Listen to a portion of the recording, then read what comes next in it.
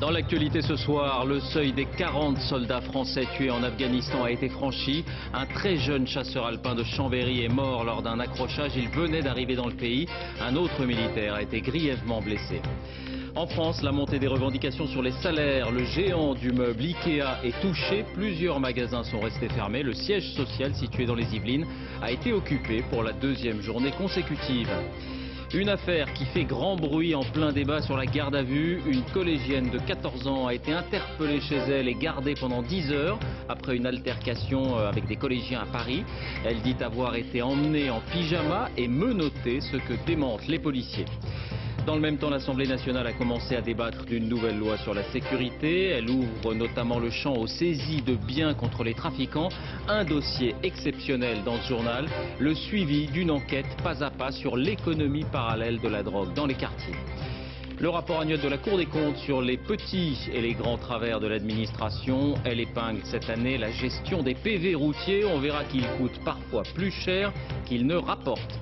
Et puis l'hiver qui n'en finit pas, il va neiger partout dans les jours qui viennent, jusqu'à 8 cm attendus dès ce soir près de Lyon. C'est la 4e vague de froid. Est-ce exceptionnel? Élément de réponse à la fin de ce journal. Bonsoir et bienvenue à tous. Il s'appelait Enguerrand Libert. Il sortait à peine de l'adolescence. Il n'avait que 20 ans. C'était son premier engagement. Il est donc le 40e soldat français tué en Afghanistan. C'était ce matin dans l'est du pays. Les plus hautes autorités françaises lui rendent hommage ce soir. Gérard Grisbeck, Mathias Second. Le soldat de première classe, Enguerrand Libert. Il protégeait un convoi de ravitaillement de l'armée afghane lorsqu'il a été mortellement blessé ce matin dans une attaque de talibans. Cela s'est passé dans la vallée d'Al-Assaï au nord-est de Kaboul, là où les troupes françaises, depuis l'autre vallée, celle de Kapisa, tentent de repousser les insurgés. Enguerrand Libert appartenait au 13e bataillon de chasseurs alpins de Chambéry, que nous avions filmé sur place il y a quelques semaines. Chaque jour, ces soldats partent en patrouille dans une région où les talibans sont très actifs. Depuis un mois, c'est déjà le 4e soldat français tué en Afghanistan, preuve d'une recrudescence des combats sur le terrain. Et c'est le 40e soldat français tué depuis 2001, depuis que la France a envoyé des troupes en Afghanistan. Bonsoir Virginie Fichet, vous êtes à Chambéry, la caserne d'origine de ce soldat, très jeune donc, et qui venait d'arriver sur place. Vous avez d'autres informations? Oui, tout à fait, David, vous l'avez dit, le première classe Enguerrand Libert avait tout juste 20 ans. Il s'était engagé en octobre 2008 pour 5 ans chez les chasseurs alpins. Et il était en Afghanistan avec 500 autres de ses camarades depuis début décembre 2009. Alors, il est décrit par ses supérieurs comme un soldat très motivé, très bien noté. Et ici, eh bien, évidemment, le bataillon dans son ensemble est sous le coup de l'émotion. C'est le 2e décès en Afghanistan en 3 ans. Dans ce bataillon. Alors évidemment, vous comprenez toute l'émotion que cela suscite. La famille du jeune homme a été prise en charge par une cellule de l'armée pour l'épauler psychologiquement et matériellement. Et puis demain matin, ici, sur la place d'armes de la caserne, juste derrière moi, eh bien, le chef de corps réunira le reste du bataillon, 500 hommes, qui sont ici encore à Chambéry pour une minute de silence, une cérémonie en hommage à leurs camarades morts en Afghanistan. Virginie Fichet à Chambéry. Merci Virginie pour ces précisions. Toujours à l'étranger, la montée de la tension entre Paris et Téhéran. L'ambassade française en Iran a été la cible d'une manifestation virulente aujourd'hui. Vous allez le voir, insultes, jets de pierre, rassemblement qui intervient alors que le Quai d'Orsay, on en parlait hier, demande de nouvelles sanctions contre le régime des mollahs. L'Italie et les Pays-Bas ont également été visés. Renaud Bernard. Dans leur bouche, un seul mot, Sarkozy est un terroriste. Ces étudiants ne se sont pas rassemblés spontanément, ce sont des militants du régime. Leur cible, l'ambassade de France en plein cœur de Téhéran. En cause, la position de Nicolas Sarkozy sur le nucléaire iranien, perçu comme le plus fervent partisan des sanctions contre l'Iran. Des pays comme la France soutiennent les ennemis de notre nation, ceux qui ont trahi notre peuple depuis 30 ans. Nous, les étudiants musulmans, nous les condamnons. Même vindicte contre la chancellerie italienne. En cause, le déplacement de Silvio Berlusconi chez l'ennemi israélien la semaine dernière. Mais ici, les manifestants ont voulu prendre d'assaut l'ambassade et c'est la police iranienne qui les a bloqués. Hors de question pour le régime de raviver ces terribles images de la révolution quand les étudiants avaient pris en otage les diplomates américains à l'intérieur de leur ambassade pendant plus d'1 an. En France, l'actualité sociale, elle est dominée par la montée des revendications sur les salaires, avec une action spectaculaire aujourd'hui des salariés d'IKEA. Plusieurs magasins sont restés fermés. Le siège social situé dans les Yvelines a été occupé pour la 2e journée consécutive. Sophie Brune, David Fossard. Vendeurs, hôtesses d'accueil ou employés de restauration, ils demandent de meilleures conditions de travail et un salaire plus élevé. Pour la première fois depuis de très nombreuses années, la direction ne propose pas d'augmentation générale, seulement des mesures individuelles. Moi, il y a 6 ans, je suis rentré dans la boîte, justement, c'était entre guillemets Las Vegas, Ikea. C'était vraiment bien au niveau social et tout ça. Aujourd'hui, ça se dégrade de plus en plus. On donne, en retour, on reçoit rien du tout. Au jour d'aujourd'hui, on se retrouve à bosser à une seule personne sur 2, 3, voire 4 postes. On a juste besoin de beaucoup plus de bras. Un peu plus d'augmentation, ce serait bien. En Ile-de-France, 3 magasins sont restés fermés toute la journée. Mais certains clients se montrent compréhensifs. Travailler plus pour gagner moins. Voilà la politique d'IKEA aujourd'hui. Donc aujourd'hui, on conteste cette politique. Moi, je suis venue faire des courses, j'ai pris des congés pour faire des travaux. Mais je comprends très bien qu'ils manifestent parce qu'ils sont en difficulté au niveau de leur emploi. Juste derrière le magasin, le siège de l'entreprise, occupé depuis hier soir. Dans les locaux déserts, la direction défend sa politique sociale. Chaque collaborateur est payé sur 13 mois, chaque collaborateur a une prime d'intéressement. En 2010, on pense qu'elle sera d'1 mois de salaire.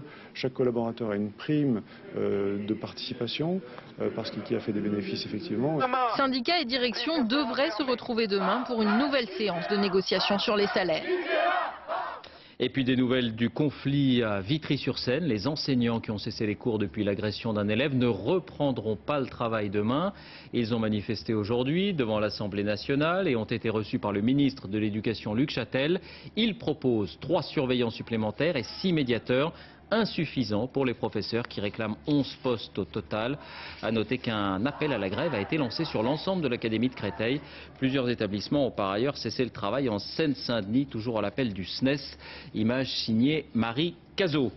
On en vient à cette polémique sur les méthodes de la police. Faut-il parler d'excès de zèle? 3 adolescentes de 14 ans ont passé plusieurs heures en garde à vue après une bagarre devant leur collège.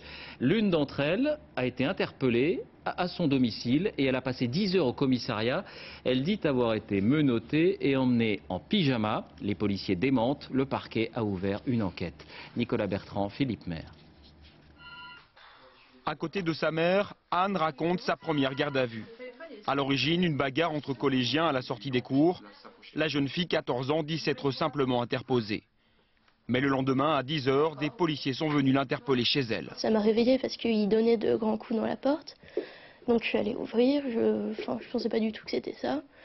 J'ouvre et ils me disent bonjour, c'est la police, donc là vous êtes en garde à vue, on va vous emmener. Je leur ai demandé si je pouvais m'habiller, ils m'ont dit non. Anne passera 9 heures en garde à vue. Selon elle, les policiers ne l'ont pas ménagée. Au début, j'étais encore dans la cellule. Il me demande pourquoi tu es là et je lui explique rapidement. Et il me dit maintenant, tu vas arrêter de te foutre de ma gueule. T'as intérêt à me dire la vérité, sinon je vais te prolonger de 24 heures. Et voilà. On a été menottés pour aller chez le médecin. Sur le coup, ouais, je me sentais choquée. Enfin, je comprenais pas. Je me disais que c'était pas juste. Au total, 3 filles de ce collège et un garçon ont été placés en garde à vue pour cette même bagarre. Ils ont tous 14 ans. La police affirme que la procédure a été respectée. C'est cette femme officier qui a interpellé l'adolescente. Pour moi, la garde à vue s'est très bien passée et la mineure ne s'est plaint à aucun moment ni d'être choquée ou ni d'être bouleversée par ce qui pouvait lui arriver. Est-ce qu'il y avait une alternative à cette garde à vue? Est-ce que les forces de police pouvaient procéder autrement? Dans ce cadre-là, je ne pense pas. Cette affaire intervient en pleine controverse sur la garde à vue. À l'Assemblée nationale, cet après-midi, l'opposition s'est inquiétée et le gouvernement a reconnu l'explosion de cette pratique. Il y a trop de garde à vue dans notre pays. Soyons clairs, la garde à vue, elle doit intervenir de façon exceptionnelle et elle doit en aucun cas être un acte de routine. Le gouvernement promet une réforme de la garde à vue avant la fin de l'année. Et c'est dans ce contexte qu'une nouvelle loi sur la sécurité est débattue à l'Assemblée nationale. C'est la 4e depuis l'élection de Nicolas Sarkozy à l'Elysée. Elle durcit certains des textes existants et porte aussi sur les mineurs de moins de 13 ans et sur les personnes âgées. Amaury Guibert. Des milliers de caméras pour surveiller ou pour protéger. Le projet de loi a déjà tranché cette question. Il bannit le terme de vidéosurveillance, lui préférant celui de vidéoprotection. Objectif, passer de 20 000 à 60 000 caméras dans les rues du pays. C'est l'une des mesures phares dans un catalogue très hétéroclite. L'un des grands axes est la lutte contre la criminalité sur Internet, avec la possibilité pour les enquêteurs de contrôler des ordinateurs à distance, mais aussi de bloquer tous les contenus pédopornographiques. Deuxième axe, la sécurité routière, avec une mesure phare, la confiscation du véhicule en cas d'infraction grave au code de la route. Le projet a déjà été complété par une série d'amendements. L'un des plus polémiques est la possibilité donnée au préfet d'instaurer un couvre-feu pour les mineurs de moins de 13 ans, et ce de 23 h à 6 h du matin. Autre ajout des députés, le vol à l'encontre des plus vulnérables entraînera des peines aggravées. L'opposition dénonce un projet fourre-tout, tape à l'œil et pointe le manque d'ambition financière. Le budget prévu s'élève à 2,5 milliards d'euros. C'est 2 fois moins que pour la précédente loi sur la sécurité.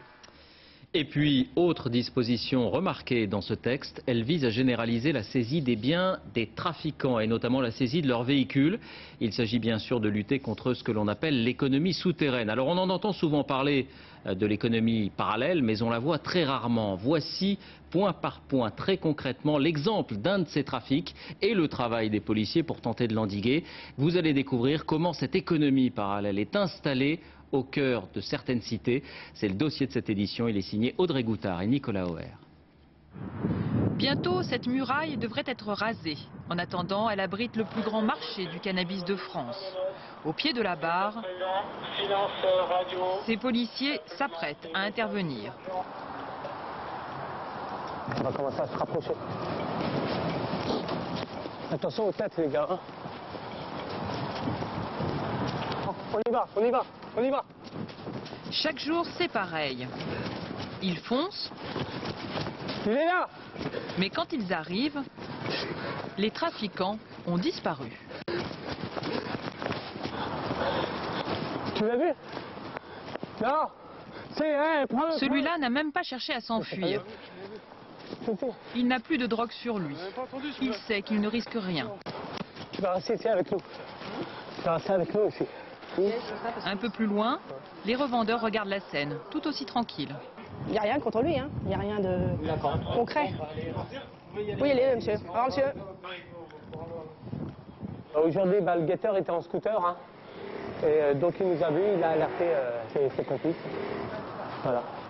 Un jeu du chat et de la souris, où les trafiquants narguent ouvertement la police, jusque sur les murs.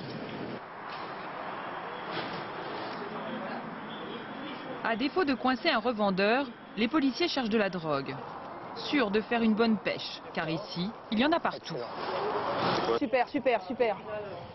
Combien il y a 100 grammes à 4 € le gramme, 400 €. Voilà. 400 €, il n'y a pas grand-chose hein, pourtant. Hein. D'après les clients, hein, parce qu'on leur pose des questions aux clients, on dit ouais, on vient à Courneuve ici spécialement parce que c'est bien servi. Ils en ont tellement. C'est un bon supermarché ici. Hein. Un supermarché avec chemin fléché pour les clients. Les gens attendent ici. Ah oui, c'est la salle d'attente. Et passer la porte, des avertissements très commerciaux. En plus, ils sont plutôt courtois, hein, les remercier le client. Bien sûr. Ah, ils sont toujours courtois. Hein. Dès qu'on leur donne de l'argent, il n'y a pas de souci. Hein. Mais ils sont plutôt polis avec nous aussi. Hein. Dès qu'on les laisse tranquilles, ils sont polis. Et dès qu'on les embête dans leur trafic... En fait, c'est le business qui prime surtout. Surtout. Et si les murs sont éloquents, les habitants, eux, restent bouche cousue. Pas question de gêner le trafic. Le plus désespérant pour eux est que police ou pas, il est toujours là. La preuve, 1 heure plus tard. Produit sur quoi? T'habites où? Nouveau contrôle au même endroit. Les revendeurs sont de retour. il y a déjà des clients à servir, comme cet homme. Plutôt dans une résidence privée. Mais sinon, à part ça, franchement, c'est tranquille, je connais personne du tout. Mais ce que je comprends pas, c'est qu'il suffirait de mettre des policiers en permanence en planque, d'interpeller toutes les... On l'a fait ça, on l'a fait pendant des semaines, on l'a fait pendant des mois. Il y a eu nous, qui au niveau local, on fait ce qu'on peut, ce que j'expliquais tout à l'heure, on fait le côté visible. Donc voilà, on a mis les moyens qu'on avait. Alors, il y a d'autres services au-dessus de nous qui ont fait ce qu'il fallait. Mais voilà, ça reste un réseau et un réseau, ça a beaucoup de branches. Et on n'a pas toutes les pièces du puzzle. Dans un trafic de cité, un guetteur gagne en moyenne 100 € par jour. Un revendeur bien implanté, entre 4 000 et 6 000 € par mois. Quant aux gros caïds, leur revenu dépasse 15 000 € mensuels. Évidemment, tout ça net d'impôts. Il y a tout un espèce de microsystème avec en fait un tas de petites fourmis. Et tout ça, ça nous fait une usine à gaz qui rapporte de l'argent. Qui rapporte de l'argent. Ça brasse, de toute façon, le trafic brasse énormément de pognon, c'est évident. Ce qui m'énerve le plus, c'est en fait la difficulté qu'on a à en fait les dépouiller de tout ce qu'ils ont, quoi. Dans l'absolu, je pense que les trafiquants devraient ressortir en slip de prison, ne plus rien avoir. Quand la lutte sur le terrain montre ses limites, il faut frapper les trafiquants au portefeuille. Cette partie se joue loin des cités, avec ces policiers spécialistes du financier. On saisit l'argent de la drogue, tout ce que vous trouvez dans les comptabilités et les caisses des supermarchés de la drogue. On est associé systématiquement aux enquêtes qui sont diligentées par les services de police judiciaire pour saisir les biens, alors soit des biens immobiliers, ou soit l'argent en espèces que l'on trouve. Et lorsque les caïds de cité investissent, ils le font en hommes d'affaires avisés. Ça peut effectivement être les assurances-vie, mais quand les assurances-vie sont pleines et que le banquier commence à être un peu plus regardant, qu'est-ce qu'on va faire? On part vers de l'immobilier, des petits magasins, des supérettes, des sandwicheries localement, et puis parfois vraiment d'investir aussi, d'avoir quelque chose dans de la pierre, et on part à l'étranger. On investit sur une maison qu'on construit sur un terrain. Une vie d'argent facile, mais à quel prix? Les relations entre trafiquants, délinquants, entre toxicomanes et trafiquants, c'est pas une relation neutre. Et ça génère aussi des violences, des bagarres, il faut s'imposer, il faut se faire payer, et auprès de gens qui ne sont pas... Enfin, les affaires ne se règlent pas au tribunal de commerce. Pour conserver leur territoire, les caïds sont prêts à tout. Celui-ci est allé régler ses comptes dans une cité voisine avant d'être arrêté.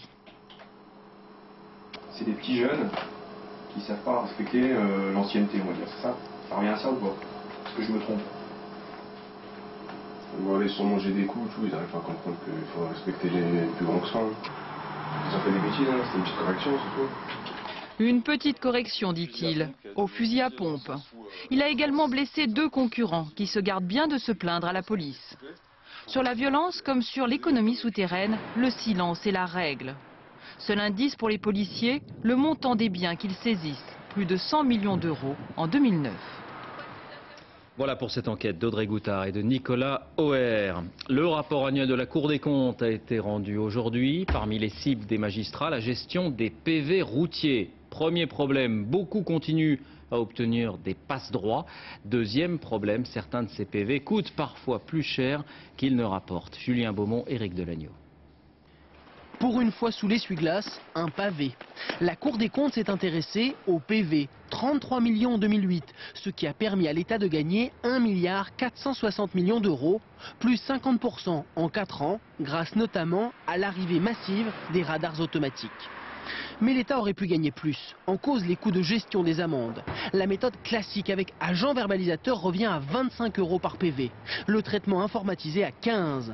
En clair, les amendes à 11 € ne sont pas rentables, incompréhensibles pour les usagers. Je pensais qu'il y avait une rentabilité, je me suis dit, bon, si ça fait rentrer un peu d'argent dans les caisses de l'État, vu qu'ils en ont besoin, d'accord, mais là, incroyable. Moi, je suis vraiment surpris. J'ai oublié de mettre le ticket, voilà, je prends 11 €. Mais si ça coûte 25 €, c'est un peu bête quand même. C'est franchement du gaspillage.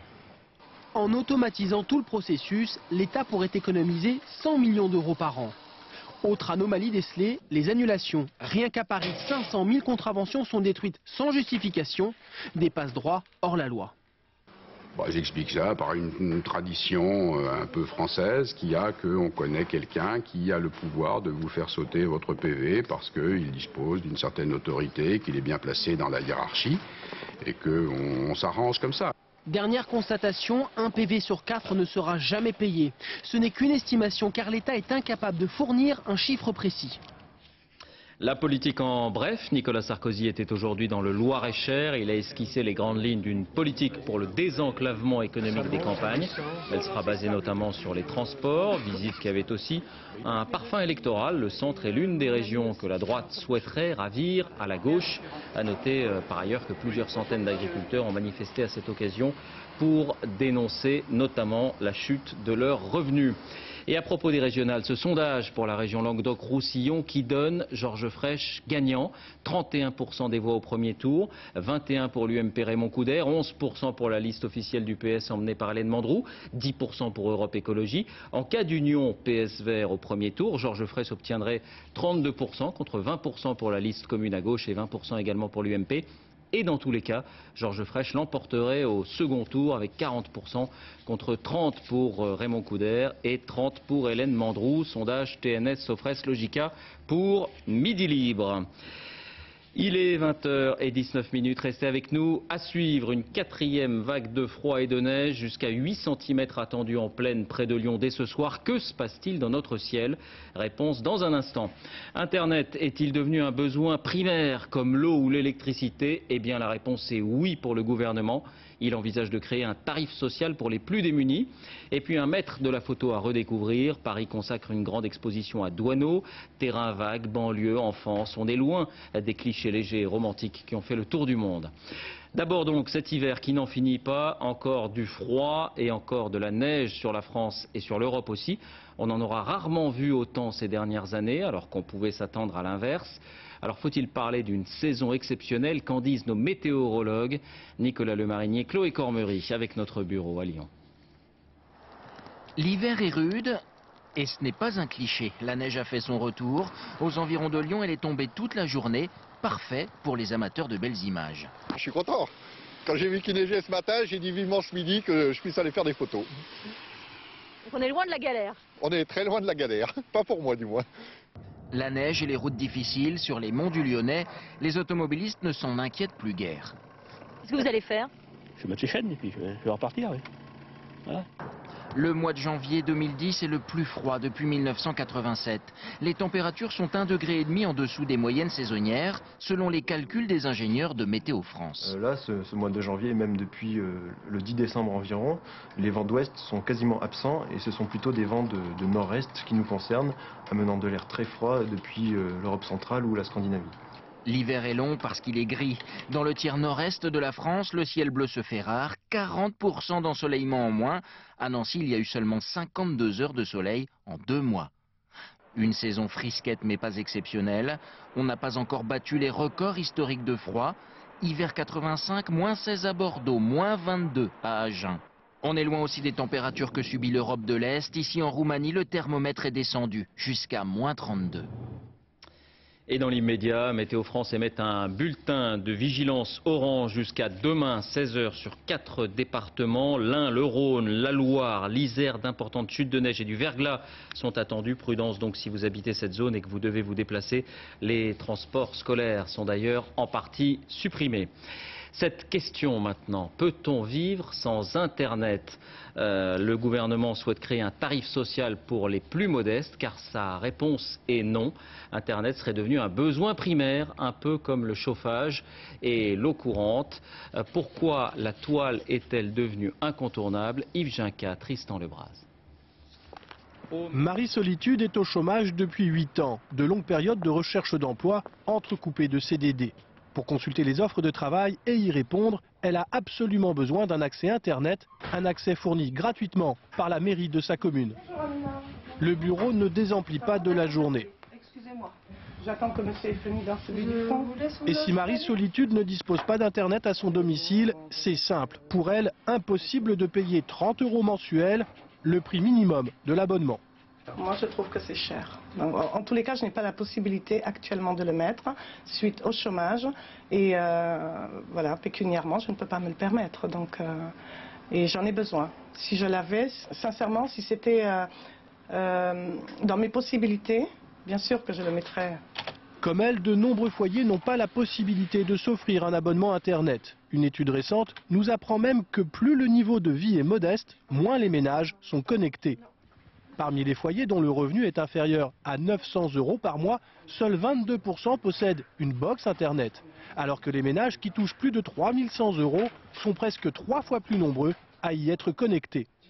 Un désagrément pour les tâches administratives, mais aussi un manque dans la vie quotidienne, surtout pour les jeunes. Quand on voit tout le monde qui est en train de parler, oui, sur Internet, il y a une vidéo, il y a ceci, il y a ça, il y a cela. Et nous, on ne peut pas savoir qu'est-ce qu'ils disent, même si on leur demande, oui, c'est quelle vidéo? Et ils vont nous dire, oui, tu trouves ça sur Internet? Et nous, on va dire, ah, bon, j'ai pas Internet, donc je pourrais pas la voir. Être privé d'Internet à domicile est même devenu synonyme d'exclusion sociale pour une majorité de Français. Ils sont 54% à le penser. Un sentiment partagé par les 3/4 des adolescents. Il y a 5 ans, on pouvait se dire Internet, après tout, est-ce que c'est pas un gadget? Est-ce que c'est vraiment indispensable pour ma vie quotidienne? Aujourd'hui, on est dans un monde donc, où les 2/3 de la population disposent d'une connexion Internet chez eux. Donc c'est plus un phénomène marginal. Internet, c'est quelque chose dont tout le monde parle, que tout le monde utilise dans la vie de tous les jours. Et les personnes qui n'ont pas accès à Internet chez elles se sentent de plus en plus marginalisées. Une fracture sociale numérique que le gouvernement veut absolument réduire, avec un projet demander aux opérateurs de proposer un abonnement à 20 € mensuels. Mais pour réduire la fracture numérique, les associations de consommateurs affirment qu'il faut aller beaucoup plus loin. Ça veut dire un tarif très très bas. Donc pourquoi pas le même tarif que l'aide sociale qui est attribuée à la ligne fixe, c'est-à-dire à peu près 6,50 €. Mais il faut aussi surtout que l'accès Internet soit un droit, c'est-à-dire qu'on ne puisse pas refuser à des ménages français, sous prétexte qu'ils n'ont pas les moyens, d'avoir accès à Internet. Pour l'heure, le dossier est entre les mains du ministère de l'Industrie. Le tarif social Internet pourrait voir le jour avant l'été. En bref, Toyota n'en finit pas avec ses problèmes. Le constructeur automobile numéro 1 mondial annonce maintenant le rappel de 437 000 voitures hybrides dans le monde pour un défaut du système de freinage. En France, 6 000 véhicules seraient concernés par ce défaut, en majorité des Prius 3. La célébration cette semaine du 5e anniversaire de la loi sur l'égalité des droits et des chances pour les personnes handicapées. Une loi, c'est bien, si elle est appliquée, c'est mieux. Alors est-ce vraiment le cas pour l'accessibilité? Il y a quelque temps, nous avions suivi dans son quotidien un homme en fauteuil roulant. Aujourd'hui, nous l'avons retrouvé. Les choses ont-elles évolué? Quel progrès reste à faire? Élément de réponse, Julien Pelletier, Mathias Barois. Comme pour franchir un barrage. C'était il y a 2 ans. Nous avons refait le même parcours. Aujourd'hui, un agent ouvre la porte. Éric Cottard se déplace en fauteuil roulant depuis 5 ans, une maladie osseuse. Il utilise les transports en commun tous les jours. Excusez-moi, merci beaucoup. Et à chaque fois, il doit demander de l'aide. Non, je voudrais aller à Rueil, même maison. Oui, s'il vous plaît. A priori, tout a l'air simple, mais voilà, il attend un agent depuis 9 minutes et toujours rien. En fait, là, ils veulent pas venir me chercher parce que je me suis pas présenté au guichet RATP. Un quart d'heure s'est écoulé. Grâce à sa patience, il finit par bénéficier d'un ascenseur, contrairement à l'expérience de 2008. Et quand le train entre en gare, 3 agents l'aident à monter avec cette rampe amovible, beaucoup plus commode que l'acrobatie dangereuse que nous avions filmée. C'est pas encore assez, évidemment, il y a encore beaucoup d'efforts à faire. Mais ça commence à rentrer dans la mentalité des gens. Mais parfois, Éric Cottard doit reprendre les vieilles habitudes. Oui, ça m'arrive souvent de prendre les escaliers comme ça, mais quand les ascenseurs sont en panne, donc je suis obligé de prendre les escalators automatiquement. Vous voyez, il y a plus loin, ça ne s'arrange pas. C'est un peu la galère. Mais... Seul un tiers des stations RER est adapté. Selon la loi, toutes devraient l'être en 2015, dans les faits pas avant 2018. Et peut-être jamais pour le métro, trop difficile et trop cher. On a des stations qui arrivent sur des trottoirs étroits. Comment prévoir l'émergence de l'ascenseur? Les espaces qui sont souterrains sont entourés de tas de concessions, sont entourés d'un sous-sol extrêmement complexe. Seule la ligne 14, plus récente, est entièrement accessible. Marche à niveau et ascenseur à toutes les stations.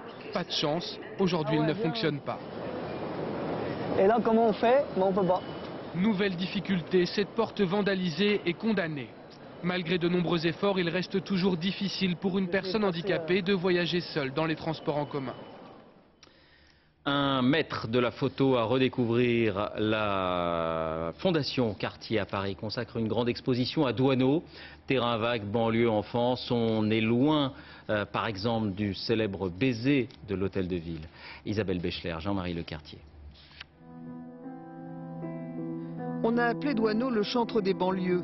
Gentilly, Montrouge, Arcueil, Saint-Denis aussi. Toutes les zones de l'après-guerre. Plus sinistrée encore que Paris intramuros. Et la grande ville potentielle déjà en gestation dans les terrains vagues. Douaneau disait que la photographie c'était comme la continuation d'un rêve.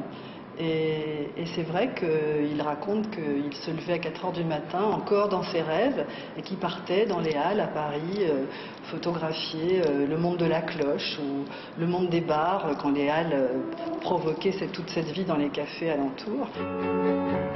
Les images de Douaneau sont pleines de gros rouges et de gouailles. De tendresse aussi. C'est dans les regards de ces sujets, souvent tendus ou ailleurs, que se joue toute la sensibilité du photographe.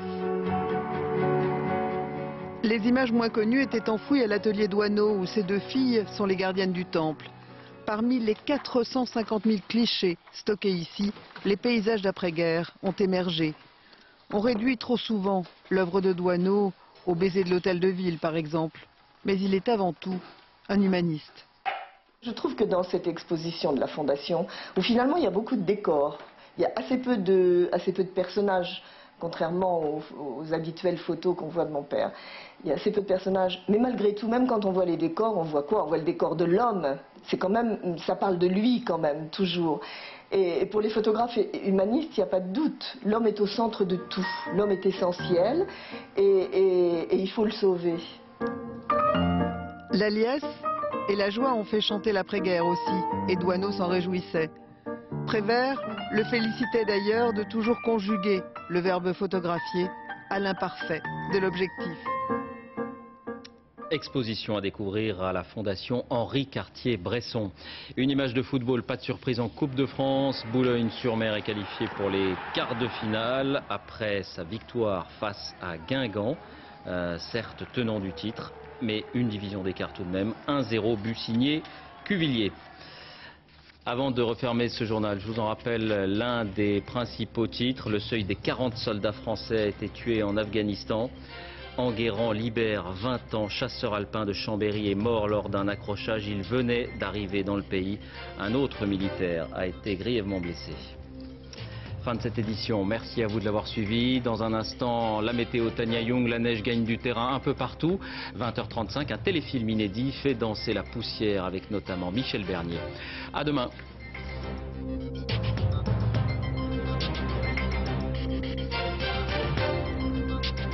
L'info en continu, c'est aussi sur France2.fr.